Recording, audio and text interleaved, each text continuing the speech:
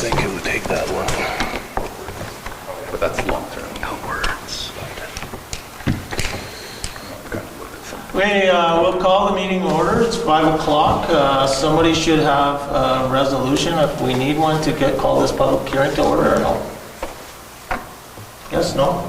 There wasn't a resolution on the agenda. Well, I know I was looking at the agenda, so I guess if there's no resolution, I guess just the purpose of this hearing is to provide information to the public about the financial situation of the town of DePauw and assist the public in understanding how tax dollars are spent. This is an opportunity for public participation as well as an input into the town's short and long-term goals. And I guess before we get going, first off, I would like to take a moment to thank our managers and Laura for the tremendous amount of effort it takes to put this together and completing the 2023 budget. So we do appreciate, the professional approach that we have, the details shared, and improving the process once again this year, because it does help us all to understand, all the financials a little bit clearer. So thank you guys for that. As I mentioned, Laura's going to highlight our budget that indicates a modest tax increase for 2023, but at the same time highlight some revenue increases that are really helped us keep the mill rate a little bit lower for 2023. And as well, our managers are in attendance tonight and they can provide any additional details if anybody out there in our audience has any questions. So with that, Laura, over to you. And we are going to try to move the camera to the screen so people can see the screen.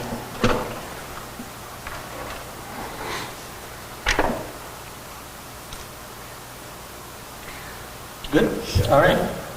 Well, I'd like to welcome everyone to the 2023 financial plan presentation. So with me tonight we have Sam Mirlaraga, the municipal superintendent, Joe Marcruz, who's doing our camera over there, the rec director, and Cody Langlois is our fire chief. Any questions asked, whether we're able to answer them here tonight or we have to get you answers later on, they will be compiled and will be posted on the Town of Paul website for everyone to see, and we'll have those up by Monday of next week.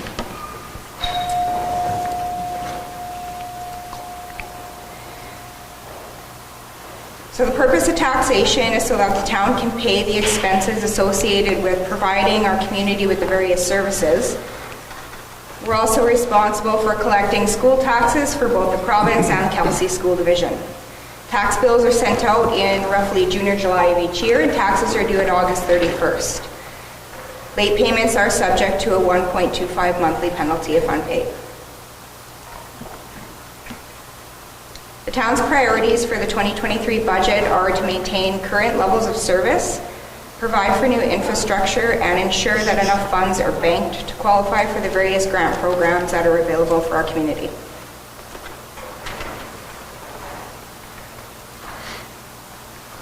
Here I've provided some information on how taxes are calculated. I know there's a lot of information on this slide. The link provided here will bring you to the portion of our website which outlines how taxes are calculated and the current tax rate in effect for future reflection. For the 2023 budget year, one mill will provide the town with $201,000 of revenue. One mill equals $1 per 1,000 of assessed property value. Now, a portion assessed property value is the value of your property that your taxes are based on. So annually, the Swan River Assessment Branch sends you a real property assessment notice. It looks like this. You will have received your 2023 notice last year. They always send it a year in advance. So the value you see on that notice is then portioned based on your property class. So 45% for residential and 65% for commercial property. So for example, if you have a $200,000 assessed value, as your property assessment notice states, and it's classed as residential, you'll be paying $90,000, or you'll be taxed on $90,000 of your total assessed value, based on the 45%. You then take this and divide it by 1,000, because 1 mil equals $1 per 1,000. This would give you a value of $90. You times this by our mill rate, and you get our property taxes owed.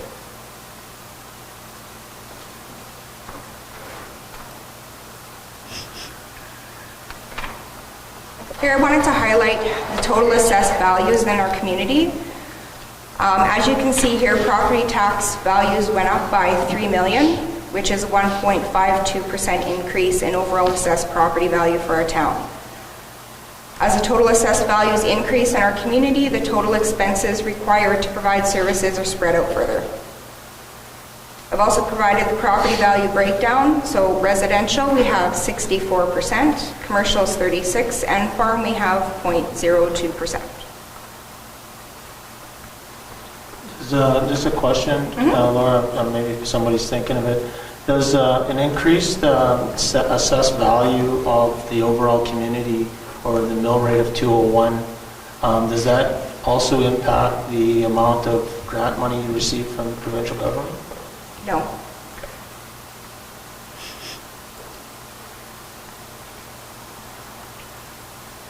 So what should the community anticipate for the 2023 year? The residential mill rate will be going to 53.905, creating tax revenues of just over $8 million.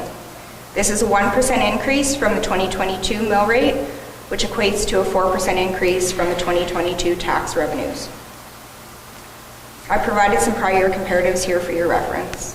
So you'll be able to see 2020 to 2022 mill rates and tax revenues generated. Because that highlights that costs continue to go up, eh? Yes.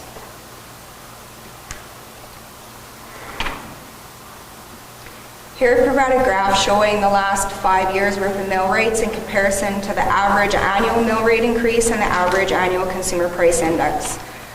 As you can see, our actuals are trending lower than the averages, and in fact in 2019 our mill rate was 53.550.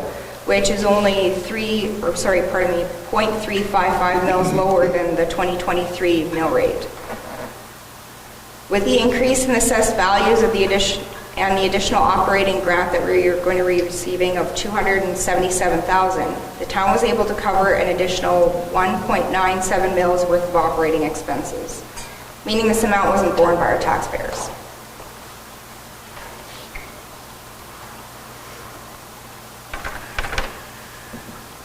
Here I've provided a 2022 mill rate comparison for our northern communities in Manitoba. This is so you can see how we fare in comparison to our neighbors. 23 amounts are not out yet, so we had to do 22. Though Thompson, Flin Flon, and Snow Lake's general mill rates are lower than the PAWS, I'd like to point out that they have special service levies. So if these weren't legislated, their general mill rate would increase. Some of the items that are covered under their special service levies are their garbage pickup, snow removal, and police services. The PAW includes all of those in their general mill rate at this time.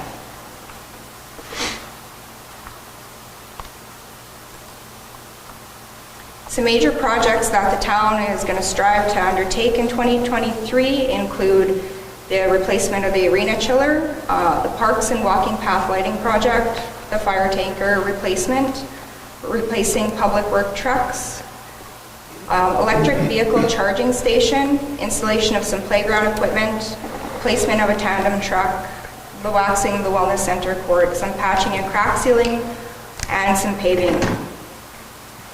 The full list can be seen on page 13 of the financial plan, and the department managers will be touching on these items later on in the presentation.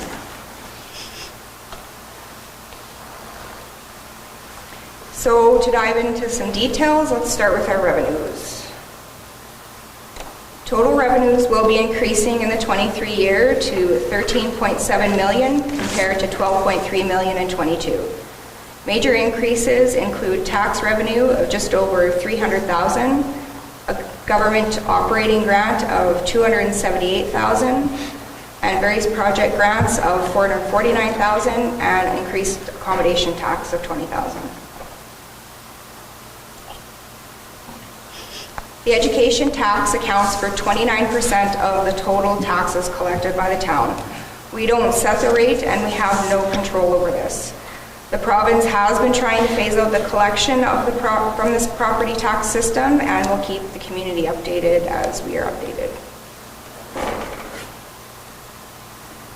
So education tax decreased in 2020? Correct. by, I mean, not a lot of money, by $10,000 or $11,000. Yes. Grant revenue received by the town accounts for 19% of its total revenue. It has increased by 35% from last year, providing $206 million in '23 compared to $109 million in '22. So this increase is attributed to, again, the $278,000 in operating grant, $449,000 in project grants that I've broken down for you here on the slide, and the accommodation tax. So for the arena chiller, we will be getting $225,000. For our parks and walking path lighting project is $124,900. And then we have our electric charging stations, $80,000, and a pool study for $18,900.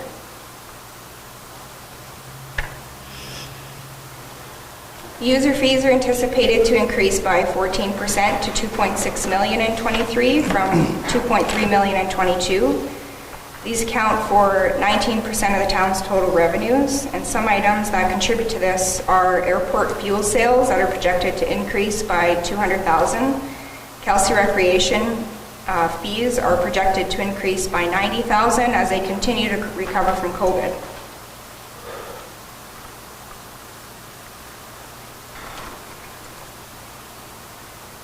Our other revenues are projected to increase by 19% from $265,000 to $315,000 as the interest rates remain higher than normal.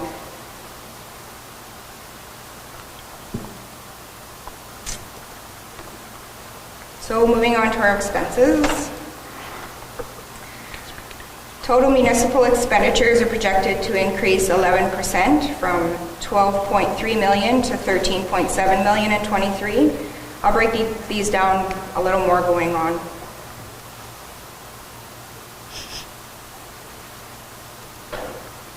Our RCMP costs make up 24% of total municipal expenditures. We have budgeted a slight decrease from 2022 as the retro pay of $401,000 recently billed is slightly less than anticipated. Laura, could you kind of just explain what you've done with the retro pay and how we are moving forward with that on the payment front? We are splitting it into two payments. So the first payment will be due in 2024 and the second payment will be due in 2025, a 50-50 split. And then you have money already set aside for that, so it's really, you're just maintaining the cash to gain. Yeah, perfect. Yeah, we'll keep the cash in our account for now. We can earn interest on that. The cash has already been set aside from previous tax years in order to pay that payment. And so with that, there shouldn't be going forward when we're talking, I mean, other than they're in RCMP negotiations today. Yes. But there shouldn't be any significant impact because the administration and council have put away the cash in the previous years, right? That for this particular for this retro reason, pay. This one covers 2017 to 2020, I believe it was.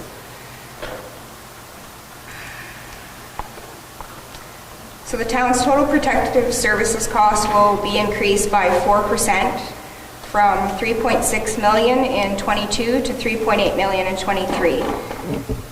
These increases are attributed to having a full-time fire chief in the position for the whole year, additional training required for volunteer firefighters, consulting services to review the department and provide some recommendations. And we also have budgeted for a community safety officer for half of the year.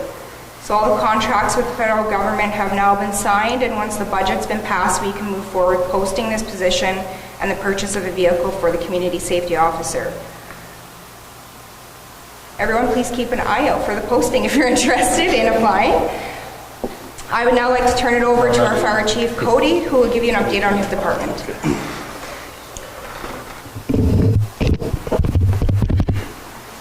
Is this on? Yeah, you're good. All right, so moving forward, I mean, a big focus is our training and education. So we've increased funding for that as we've been bringing in outside instructors from the Emergency Service College, as well as sending students out to different training opportunities. We've been running training an additional night since January now, doubling the amount of training that we're giving our firefighters. Additional to that, we have the pumper tanker coming in anticipated start of August, so we're preparing for that. And we're awaiting our consultation results, which should be within the next month, hopefully. So What is a consultation? Pardon? What do you mean by consultation results? So our consultation from Firewise Consulting, so we had our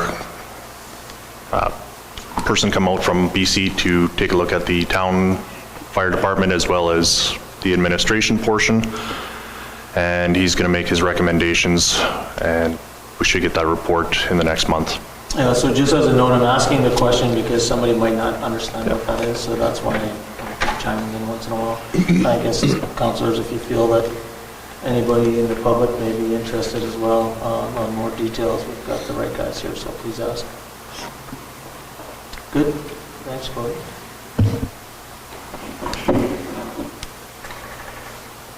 So our total recreation and cultural services will be increasing by 16% from 2.2 million in 2022 to 2.5 million in 2023. This is mostly due to recreation programs recovering from COVID and our high inflation rates.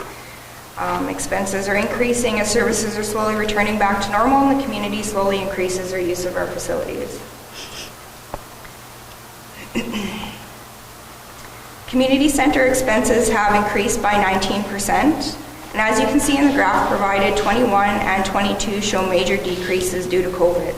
We're now returning to back to normal levels in 23, only with higher inflation rates. Again, the same trend can be seen here for the pool facilities.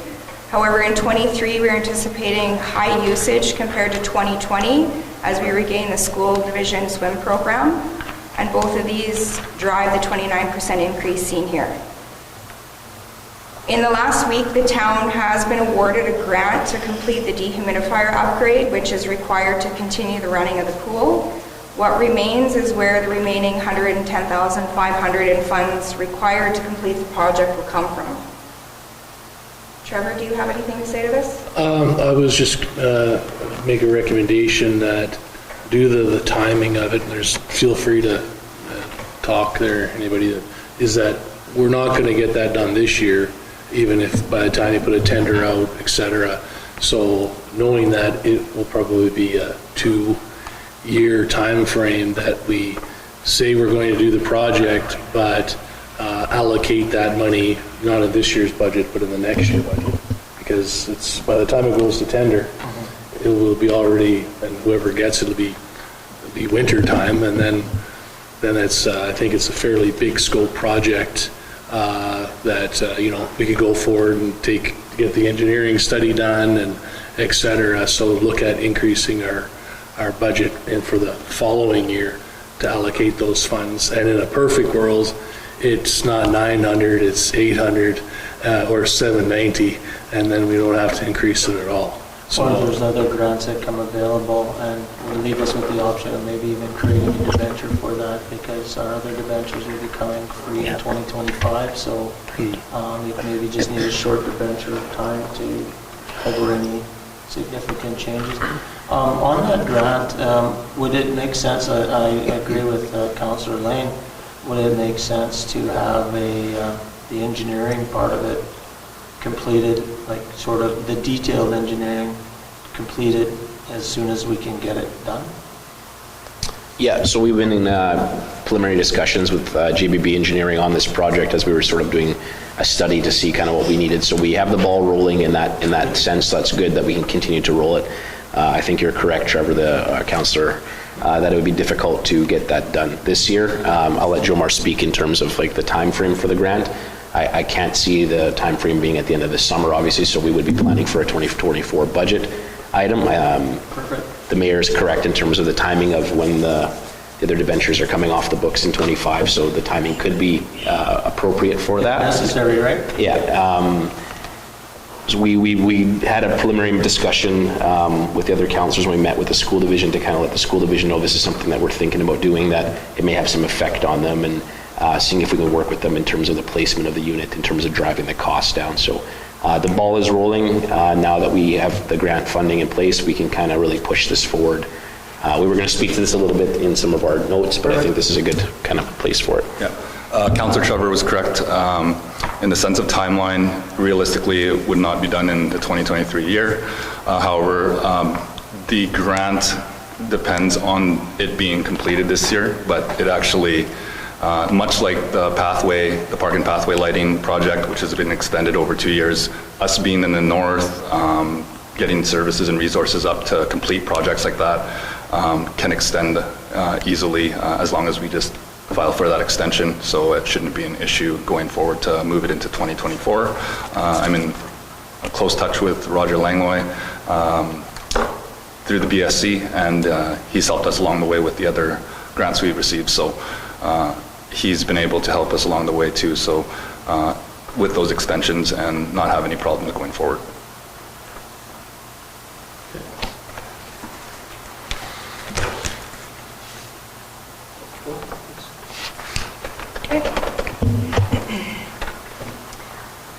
For our skating rinks and arena, the same trend cannot be seen here for the rink. The ice was still put in and maintained during COVID in hopes that the hockey season would be allowed to open at some point during the outbreak, and I know there was some fluctuations in that, either starting late or sometimes starting early.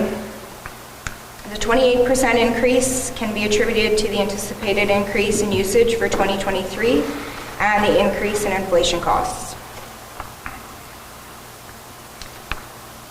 In 2022, we did not have the level of summer students that we normally have to help maintain our parks and playgrounds, and this caused a decrease in expenses. It's anticipated we're going to be faced with the same shortfall in 2023, and this will lead to an 11% decrease in expenses. So I'd like to turn it back over to Joe Moore again, and he can provide more of an update on his department. So just going over some 2022 highlights, like Laura said, the decline in COVID protocols, restrictions, we saw a significant increase in our use of facilities. Going to our wellness center memberships, things slowly got back to normal. We ran in 2021 roughly 60 to 75% of what we normally had for memberships, while in 2022 we were closer to 90%, which is actually an $85,000 difference. So a big increase, but still not where we want to be. So we look to shoot for that for 2023. Wellness center drop-ins was something that really increased for us. Our point of sale system doesn't actually allow us to track it, but looking at it individually, I was able to see that because of our programming with our basketball programs, our taekwondo nights, volleyball, soccer, our drop-ins in the evenings increased dramatically, and that was a big reason why we had so much traffic going in the evenings. The use of our multi-purpose room was significant with the PAW corrections using it, our normal birthday rentals, and then Northern Rehabilitation out of Winnipeg used it regularly on multi-day purposes. So we were actually 600% over the anticipated, which equated to be about $9,000 increased revenue from 2021. The arena, we had an anticipated revenue of not very much for 2021, 2022. However, we ended up getting 100,000 there, which was a big difference of $38,000. Again, we anticipate it to be used a lot more next year too, and I see issues where we can potentially have overflow going into the Gordon Latham Memorial Arena. So, not a bad problem to have, but also it is a problem indeed. The Winton Pool, like Laura said, we got the school, especially KSD, back into the school or into the pool. That was a big difference in bringing in revenue, and we made big strides that way. It was a big hit when 2019 when they pulled their funds. So them getting funds from grants or whatnot, Kelsey School Division along with Joey Ross and Oscar Latham Collegiate, they were able to come into on limited hours. We weren't open full time, and we were still able to get that revenue in. Some other highlights in 2022, at the end of the summer, we were able to get a grant that revamped a little bit of our outdoor, our basketball court. We were able to get breakaway rims with shatterproof glass backboards, so that cleaned it up quite a bit and got a lot of use just in the last 2 months there before the snow came. What to expect in 2023, I slowly touched on the completion of the park and pathway lighting project that we received a grant on in 2020. So this includes lighting over the walking path going between the Goldie Gold Sand track and Scott Bateman parking lot. And it also includes lighting at the Ball Diamond Arena 1. So we look forward to completing that. I believe, correct me if I'm wrong, that the bid was completed last year, so it will start fairly soon. Middle of June, probably. Middle of June. Some other grants that we got, Laura touched on the completion of the arena upgrade. So in 2022, we saw the condenser reinstalled, a brand new condenser, and part 2 of that is now the chillers, which Laura also mentioned. We got that grant for $225,000. So we look to complete that, which means that we will start a little later installing our ice. We hope optimistically to be in by early mid-September. However, there could be... I heard Sam's gonna just drive those guys. Yeah. It's optimistic, so we like to think that they're going to be able to do that, so there's lots of plan around. Yeah. The Wellness Center will see some new equipment upgrades. We haven't done anything since prior to COVID, mostly in part due to our space limitation and then the restrictions. However, we are nearing the point where our equipment is we're running out of room to actually bring in new stuff. I'm cycling out some equipment that's been there from day one. Most of our equipment now is very up to date and should be there for the longevity of its life. But that said, if we want to start bringing in more equipment, we're going to have to look at either expansion, whether it's going up or outwards. Some future initiatives that we're looking at, we just touched on it, was the pool dehumidifier project that should go into 2024. Again, we'll have to work with Kelsey School Division, like Sam said, to organize the install and figure out how that's going to work and what it's going to look like, because it will affect them quite greatly.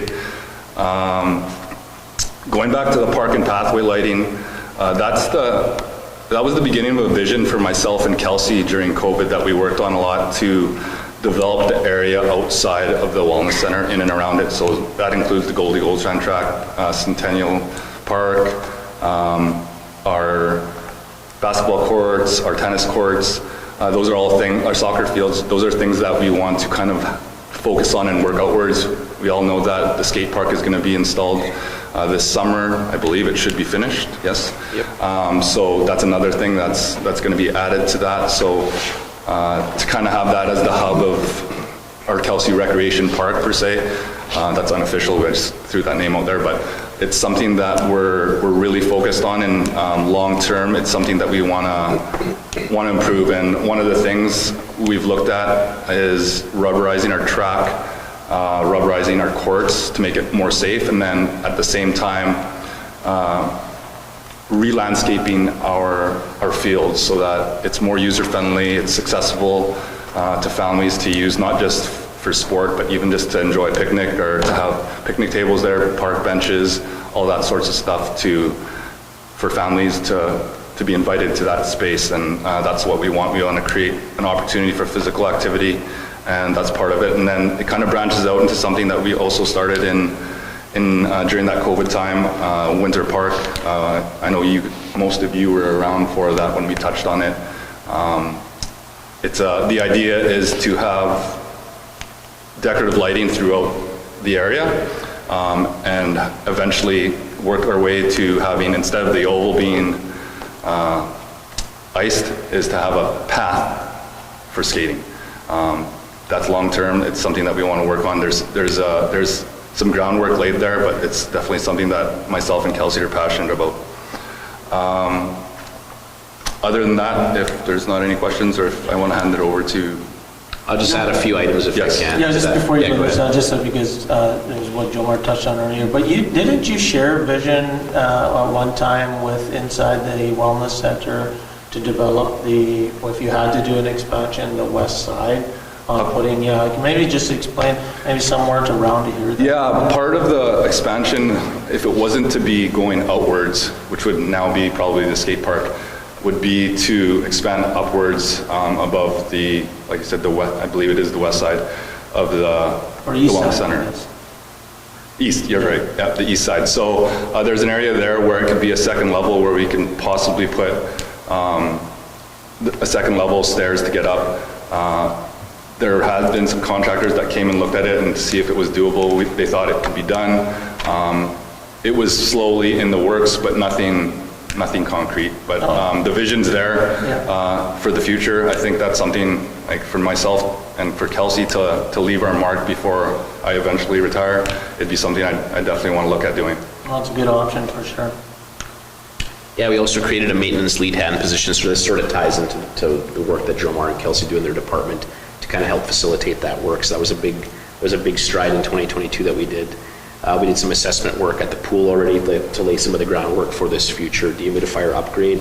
There were some marina roof repairs that were also done because we were having some issues with the bleacher heating. As well, there was some playground equipment purchased through a grant previously that we're looking to install this year. So we'll be putting out a tender for that as well. Also, Jomar's not giving himself enough credit. Him and Kelsey are going to be spearheading some work on the ski trail. There's a fervor from the community to have us have someone take over the Rosie Main Ski Trail and upgrade the ski trail. This is sort of a product of COVID. A lot of people got into cross-country skiing because they, when facilities are closed. So we saw a really huge uptake in complaints to the town hall regarding the condition of the ski trail. So Kelsey and Jomar are going to be working to put a little subcommittee together, I think, of the community to kind of see if we can revitalize the ski trail and get it back on track.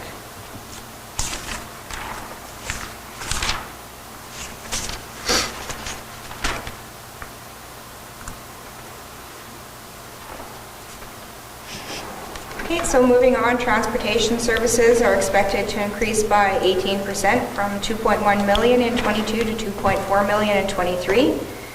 This is mostly due to fuel purchases for resale at the airport. Price has also been affected by the inflation.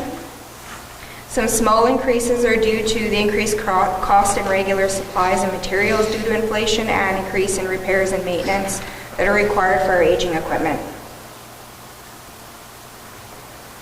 General government services will increase by 7% from 1.3 million in 22 to 1.4 million in 23. This can be attributed to increased employee wages, building insurance, hydro, building repairs and maintenance, and of course, inflation.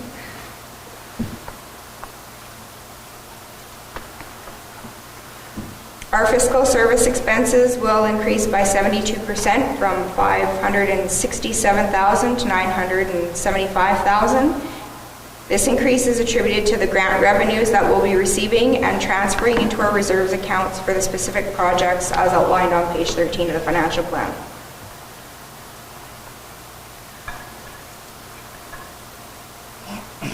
Our environmental and health expenses are expected to increase by 5%, and this can just be attributed to inflation.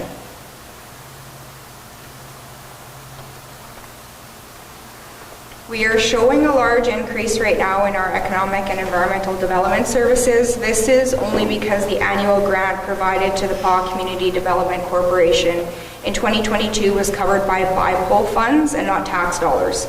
This was a one-time event and the funds have now been moved back in the 23 year to be covered by tax dollars once again. The PAW CDC is, however, receiving an additional $75,000 in their grant funds this year.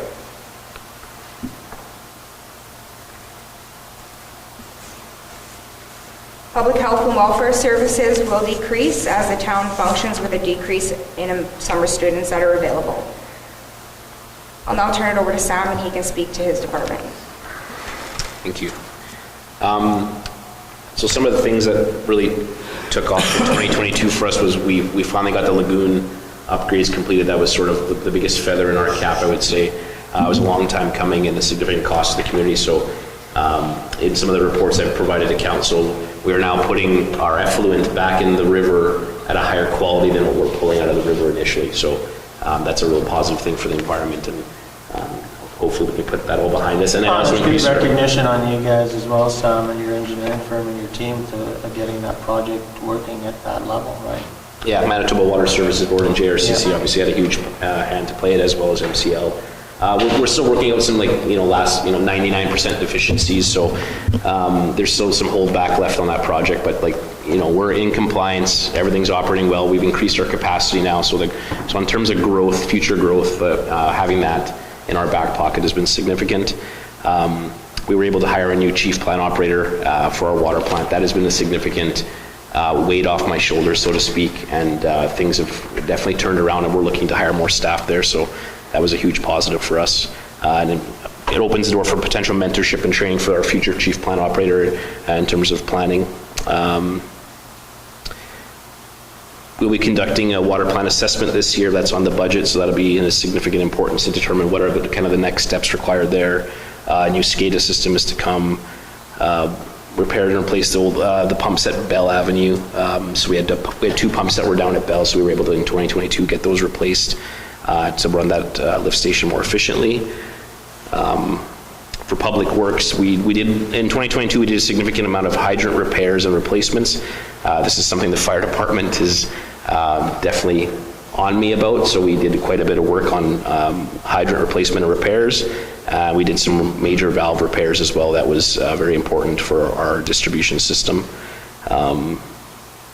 We did a significant amount of sidewalk renewals as well.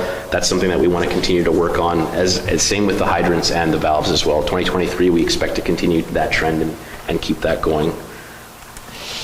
A lot of staff training took place in 2022, and this year we've already taken off, and we have a bunch of new staff that have just passed their special boiler tickets, so that's a significant thing. So I'd like to recognize those that were able to get that done.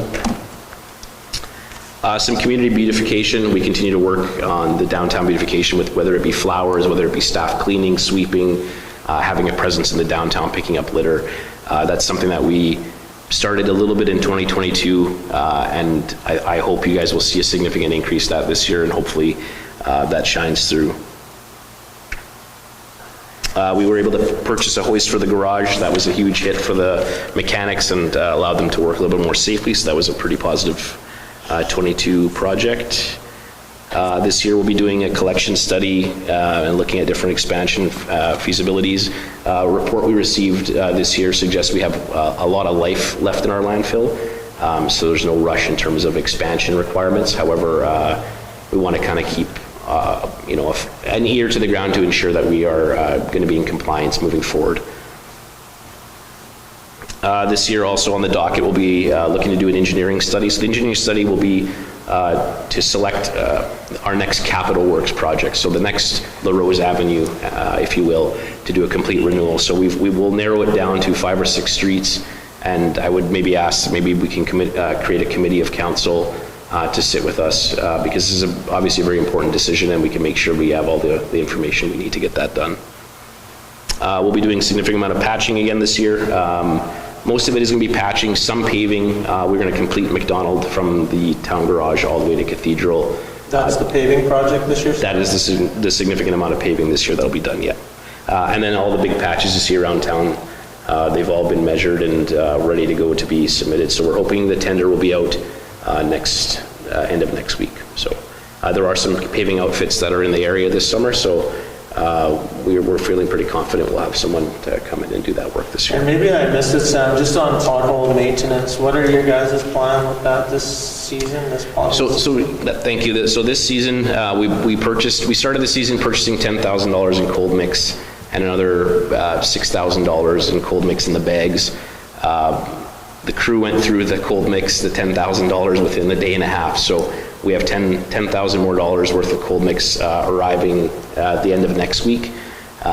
We find it's nice to have that amount of cold mix on hand so the staff can go out without having equipment and operators, and they can just sort of pound away at it. So in our vision, what we'll propose for next year is that we up that amount significantly, maybe up to $50,000 in cold mix. So the summer students could have just, a load in the back of the truck, and they see a pothole, pull over, and fill it. So hopefully that goes a long way to kind of make the Are we community feel able better. to use some of the money that were for McDonald Street and stuff to get yourself, so you don't run out of cold mix in June sort of thing? Or are you going to order more through the summer, or? Yeah, so Maple Leaf is going to do our latest delivery. That should hold us based on the patching through the summer. Okay, good. And allow us still to do some larger scale patching of our own. So whoever gets awarded the contract is not going to do every patch in town. I still would like to see our crew utilize the Begella and asphalt regenerator. So we have all the asphalt ready to go to be put through the machine to do some larger patching. And we'll continue to do that for the rest of the summer. So when they skim off McDonald, you'll store the skim off and then use a recycler? So in speaking with some people about the skimming to do the shave and pave, the recommendation is that we don't shave it down at all, that we just build it up.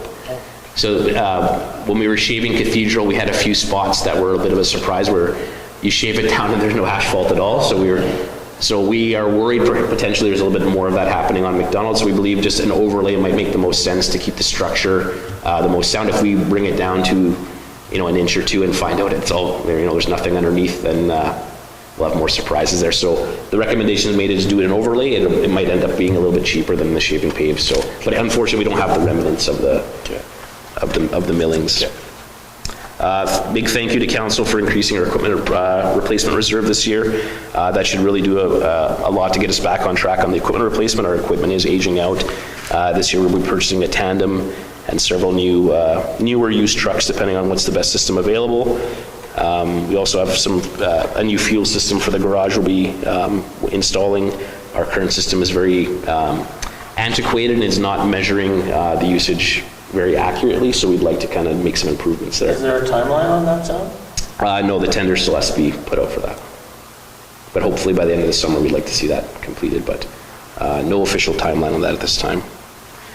Obviously, the maintenance training plan that's in our capital projects as well is something that we're really excited about to help train our staff to be able to manage our facilities a little bit more effectively.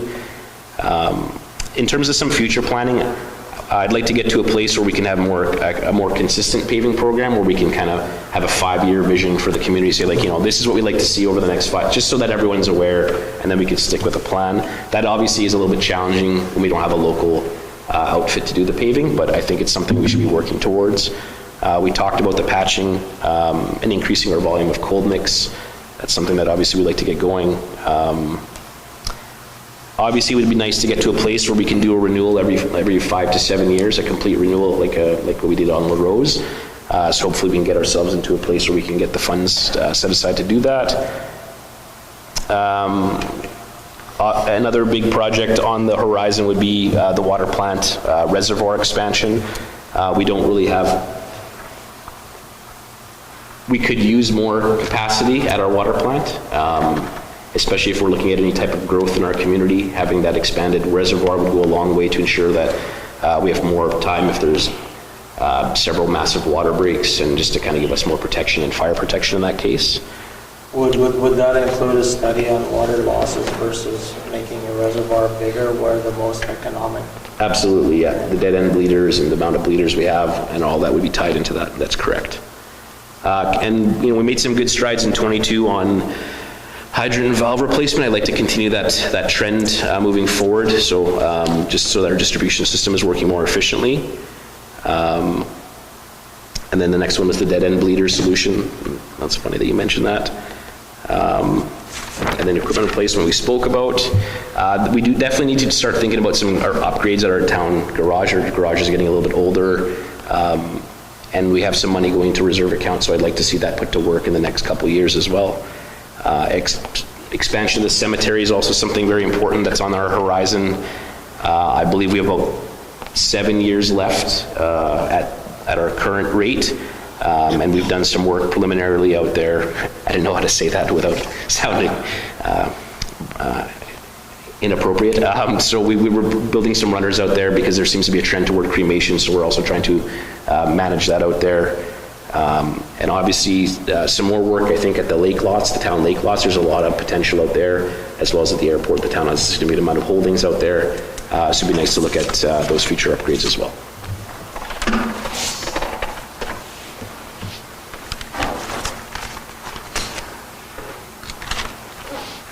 So Sam, Yes, sir. just for the people listening at home, we're doing the McDonald paving this year. Could you just give them a 101 on how we selected that over any other street in town? Because there's obviously a number of other targets. So when we did the Cathedral Avenue being such a collector street in town, such a main route in town, we tried to plan for tying in other major collectors around it as well. So the town equipment also spends a lot of time going down McDonald, so we are probably also contributing to that degradation. And some of the streets that come off of there, we know are also in need of some more TLC, like the Bagshaw Reader areas as well. So we felt that if we finish this section, not only does it tie into our existing section, it also provides a bit of relief for some of those, our neighbors coming off of those streets as well, so. Thank you.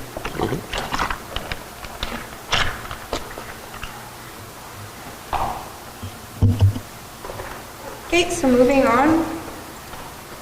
Again, here we're just highlighting our major capital projects that we're doing in 2023, but these can again be seen in full detail on page 13 of our financial plan. And the guys have touched base on all these today. But I wanted to touch base on the source of the funding. So again, $449,000 we're receiving in grant funds that will be transferred into the reserve accounts and help with these specific projects.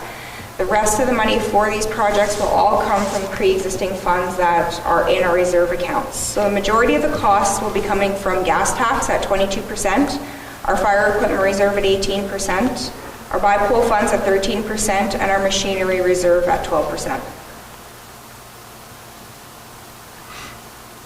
2023 year, we've incurred new debt obligations that have been associated with our lagoon expansion of $4.8 million. And here you can see the debentures have been outlined for you. There's no change in the amount being paid by the general operating fund, and we have two debentures that will be ending in 2025. The multiplex and the wellness center that the mayor spoke to earlier. The new debenture for the lagoon will be borne by the utility fund and not tax, and it will be ending in 2046. Does the term when the debenture ends, is that the beginning of 2025 or the end of 2025? End of 2025. Okay. Utility services will be increasing by 16% from $2.3 million to $2.7 million in 23. These increases can be attributed to the increase in hydro and chemical usage for the lagoon expansion, the increase in the cost of chemicals as suppliers have increased the cost by 10%, the debenture payment that's required to be made, and the high inflation rates have seemed to have affected all of our purchases throughout our whole organization.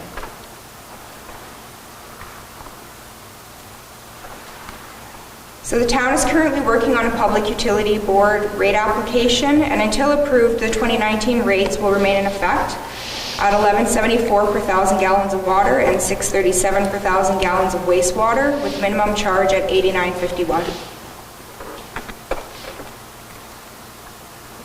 The increase in expenses associated with the lagoon expansion and the rate of inflation are what's driving the proposed rates in the new pub application.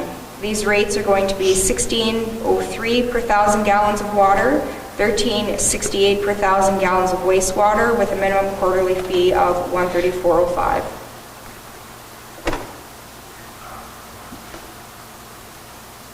Here provided a comparison of the rates for current rate to the proposed 24 to 26 rates, which we'll be discussing further in the regular council meeting tonight. So just to highlight on that, Laura, there will be quite a significant increase when it comes to wastewater treatment and water supply to households based on the cost of the debenture and all the other supplies and hydro and maintenance and all that sort of stuff. Correct, and we've been stagnant with our rates since 2020, so. Right, since when? 2020. Yeah, so the rates haven't changed since 2020, so. Sam, would you like to add anything to this area, or? I think I went through all my utility stuff in my last little spiel, so unless there's any specific questions, That's I good. can, yeah, sorry. Okay, so does anyone have any questions, comments, concerns for myself or any of the managers, either from council or the public? Please. The whole presentation? On anything, any questions you have? Maybe just come up here, Vaughn or Mr. Woodilis, and we can kind of hear you introduce yourself. Right here. Right here? Sure. Well, I'm Vaughn Woodilis. I'm a taxpayer and a resident. Just a couple of questions, and mostly for clarification, but a few observations. I noticed the reference to the school tax, and I assume the decrease is because the government is continuing its plan to reduce school taxes being taken from the community and instead being replaced by grants more directly to school divisions, although they're not seemingly matching because the revenue isn't going to school divisions, which comes up later in your presentation as another problem. The pool costs are going up, and there was a positive reference to the fact that swimming is hopefully going to be going on again. And it wasn't the school division that wanted to cut school swimming programs, by the way. It was the significant decrease in grants from the provincial government that forced a few things that were not compulsory that had to be cut. So I'm glad it's coming back, and I've heard positive comments from students and parents about early years kids finally getting to learn how to swim. However, the bad news is I know in an organization I get letters from the schools that they're looking for money from the community to be able to pay for the swimming program next year. So obviously the revenue hasn't improved to the division so that they can throw that money where it could be useful in the swimming program. So that's kind of tentative still. I was curious about where we are at with the rubberized running track. I've been hearing about it for many years, and are we getting close enough so that's going to happen? I think Jomar had actually mentioned something about that. Yeah, it's, like I mentioned, it was part of our vision. We're looking at grants for it. We also previously had applied for grants, and unfortunately, we weren't successful in that. Yeah, there was a few grants that I've applied for between 2020 and now that didn't go through. So we'll continue to do that. We work always towards trying to push for that every year. So we've had some successful grants, some not so successful, but it's not for lack of trying, and we'll continue to do that. And honestly, it's the only way I see it happening is if we are successful with one of the grants, and obviously for us to put forward, usually it's between 50 and 60% of the other portions. So it is in our scope, and we'd like to do it. There is money that has been set aside. It's a very small amount, but it is a start, and it's still there. With the rubberization, just to rubberize the track. Yeah, in 20 $300,000 to $400,000. Yeah, and that was including the courts, but not including any of the landscaping that would be required with the rubberization of the track. So that's almost another $200,000 to $250,000, and that was in 2021. So whether those costs have changed at all. So to answer Vaughn's question, it's on our books, it's not in our budget to do it next year, but if the opportunity comes where there's a grant, we're obviously supporting that. The piece that seemed to be missing in the last couple of years in the organizations that were asked to see if they could contribute was how much has been contributed to date. If it was 5% versus 50%, it makes a bit of a difference to organizations that might want to throw some money in that direction. Okay. And my last question, one that you and I have considered for several years now. Oh, the answer is no. The question is, what plans do you have in your projects for the improvement to Woodalius Drive, which was a joint project under consideration by the school division and the town? school division paid for a big study that Yeah, I mean. Councilor identified Atkinson, how you wanna- it might be fixed, but I didn't see it on your list of things being done. I'm just kind of curious where it's at. And I know the school division probably doesn't have money either, but We've started meeting with the new council that was appointed to the Kelsey School Board. The discussion is on the table. There's nothing that has been set yet, Vaughn. To be Oh, perfectly okay. honest, nothing has been set, but the discussion is happening. And unfortunately, this month's meeting was to be tomorrow. It's been canceled. So next month, we'll try and schedule a date once again, and hopefully we can make a plan come to place. Not in this year's budget, but. on And a it has- positive note, the dry weather has made it much more Yeah. possible and Sam has got something as well, but it has come to our table as well since the new council to be discussed. So Sam, did you want to also? Yeah, we've been working very closely with our counterpart at the school division, with Mr. Rousson, and we've been sort of providing as much gravel as needed, and he's using they got Miles on the Bobcat, sort of doing a pretty wonderful job out there so far. The dry weather obviously has helped for sure, but we'll also give Miles a bit of credit for his handiwork out there. okay, thank you. Thank you, sir. Is there any other questions based on the public hearing on the budget?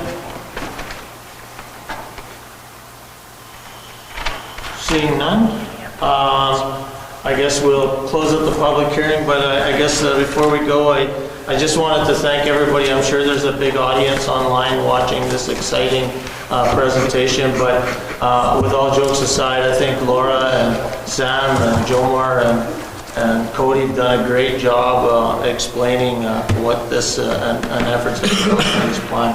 It's a lot more clear than it is to look at the detailed report. But as Laura mentioned, you can look at the details in the budget if you're trying to drive down on the numbers. And the budget puts forward really the best known plan currently to deliver what we believe the community members have value in. And I'm sure that we're going to encounter some challenges, but we'll deal with them when they come. Our commitment as a council, I'm sure, is going forward is to continue to work to ensure every dollar is spent wisely and the decisions we make are transparent in the best interest of our community residents. And again, thank you, and we look forward to working with everybody to make Paw a great place to live, work, and to call your home. So with that, we'll call the public meeting to order, or to close. Motion?